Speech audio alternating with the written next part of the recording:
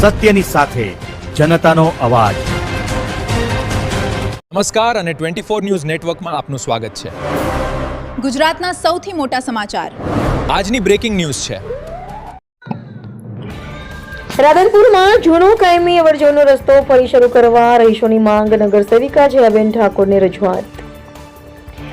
રાધનપુર શહેરના સ્થાનિક વિસ્તારના રહીશોએ વર્ષોથી ઉપયોગમાં લેવાતા જૂના કાયમી ચલાવવાના રસ્તાને પુનઃ શરૂ કરવા અંગે નગર સેવિકા અને વિપક્ષી સદસ્ય જયાબેન ઠાકોરને સ્થળ પર બોલાવી રજૂઆત કરી હતી। રહીશોના જણાવ્યા મુજબ વર્ષોથી અવરજવર માટે ઉપયોગમાં લેવાતો જૂનો રસ્તો હાલમાં બંધ કરી દેવામાં આવ્યો છે, જ્યારે હાલ લોકો જે વૈકલ્પિક માર્ગનો ઉપયોગ કરી રહ્યા છે તે રેલવે વિભાગની માલિકી હેઠળ આવતો હોવાથી ત્યાંથી અવરજવર સામે રોકટોક કરવામાં આવી રહી હોવાનું સ્થાનિકોએ જણાવ્યું હતું।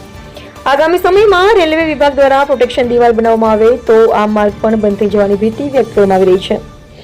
આ પરિસ્થિતિને કારણે સ્થાનિક રહીશો, બાળકો અને સિનિયર સિટીઝનોને રોજિંદી અવરજવરમાં મુશ્કેલી પડી શકે તેવી ચિંતા વ્યક્ત કરવામાં આવી રહી હતી। રહીશોએ વર્ષો જૂનો રસ્તો ફરીથી ખુલ્લો કરવા રેલવે વિભાગ અને સ્થાનિક તંત્ર વચ્ચે સંકલન સાધી કાયમી ઉકેલ લાવવા માંગ કરી હતી। સમસ્યાનો વહેલી તકે ઉકેલ નહીં આવે તો શાંતિપૂર્ણ વિરોધ કાર્યક્રમ યોજવાની પણ ચીમકી આપવામાં આવી હતી।